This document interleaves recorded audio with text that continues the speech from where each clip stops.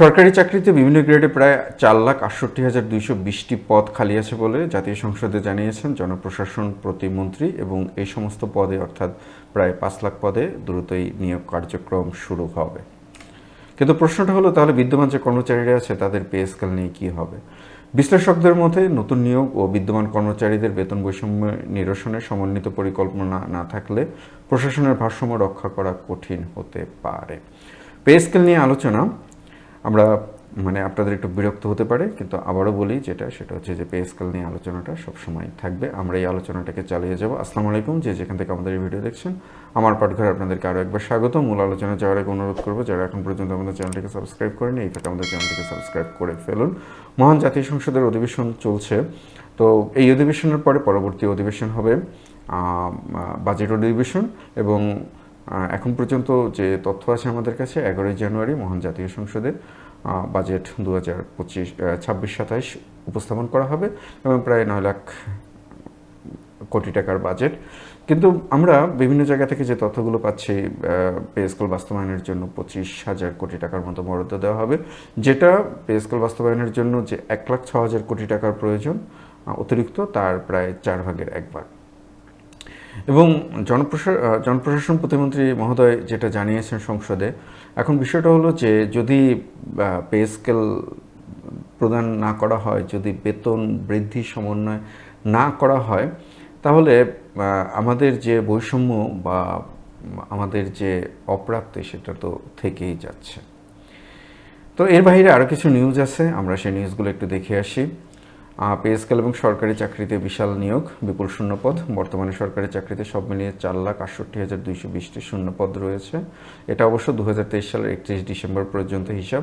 বড় নিয়োগের মহাপরিকল্পনা, মোট 5 লাখ সরকারি কর্মচারী নিয়োগের একটি বিশাল কর্মপরিকল্পনা হাতে নেওয়া হয়েছে।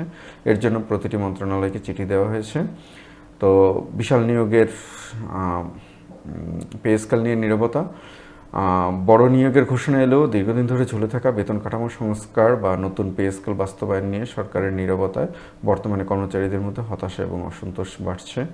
আর্থিক চাপ, অর্থনীতিবিদদের মতে একদিকে 5 লাখ নতুন নিয়োগ এবং অন্যদিকে পে স্কেল সংস্কার, এই দুই ক্ষেত্রে সরকারের উপর বড় ধরনের আর্থিক চাপ পড়ার সম্ভাবনা রয়েছে। উন্নয়নমূলক উদ্যোগ, প্রধানমন্ত্রী সংসদে আরও জানান, প্রতিটি ইউনিয়ন উপজেলা খেলার মাঠ তৈরি, তথ্য প্রযুক্তি অবকাঠামো উন্নয়ন এবং বিদেশগামী শিক্ষার্থীদের জন্য ঋণের সীমা বাড়ানোর উদ্যোগ নেওয়া হয়েছে।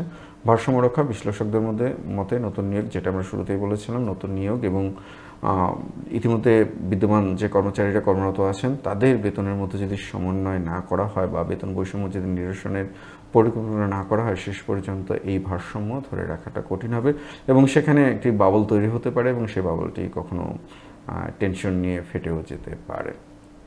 তো সব বড় কথা সেটা হচ্ছে যে বাংলাদেশে বেকার যে সমস্যা, সেটা সীমাহীন বেকার সমস্যা। মনে হয় যে কোনো সময়ের থেকে এই সময়টাতে সবচেয়ে বেশি বেকার জনসংখ্যা।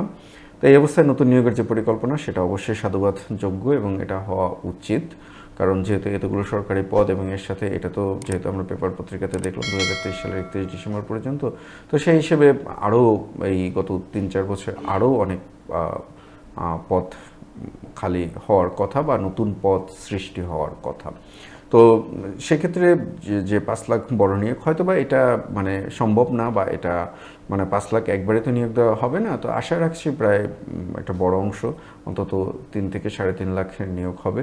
তো সেক্ষেত্রে এই নিয়োগ এবং এর সাথে বেসরকারি শিক্ষা প্রতিষ্ঠান, ওইখানে একটি বড় নিয়োগ হয় এনটিআরসির মাধ্যমে, ওটার বেতন ভাতা সরকার থেকে আসে।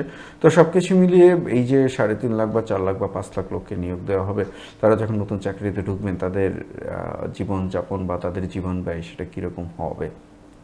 তো আমরা পে স্কেল নিয়ে যে আলোচনাটায় আমরা আরও কিছু আশা করেছিলাম যে মাননীয় মন্ত্রী মহোদয়, মাননীয় অর্থমন্ত্রী মহোদয় এবং মাননীয় প্রধানমন্ত্রী মহোদয়ের কাছ থেকে আরও আশাব্যঞ্জক কোনো কিছু শোনা, তো সেরকম আমরা আশাব্যঞ্জক শুনিনি। আমরা পূর্বের যে খবর বা পূর্বের যে নিউজ আমরা ও পর্যন্তই ছিলাম। তো সবশেষে দেখা যাক কী হয়, আমাদের তো অপেক্ষা করতে হবে, এই মুহূর্তে অপেক্ষা করা ছাড়া কিছুই নেই।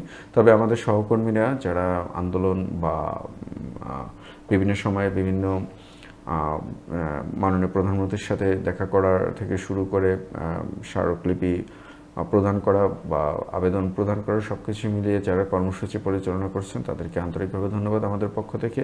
আমাদের উচিত তাদের সাথে সরাসরি উপস্থিত থাকা, কিন্তু বিবিধ কারণে সেটা হচ্ছে না, ক্ষমা চেয়ে নিচ্ছি। তো যেটা নিয়মতান্ত্রিক আন্দোলন, সেই নিয়মতান্ত্রিক আন্দোলনটা চালিয়ে যান, আর অপেক্ষা করতে হবে এখন। ইনশাল্লাহ আশা করি ভালো কিছু হবে। সবার জন্য শুভকামনা, ভালো থাকবেন। আপনাদের যদি কোনো মতামত থাকে বা আপনাদের কাছে যদি নতুন কোনো তথ্য থেকে থাকে আমাদের কমেন্টে জানাবেন। সবার জন্য শুভকামনা। আসসালামু আলাইকুম।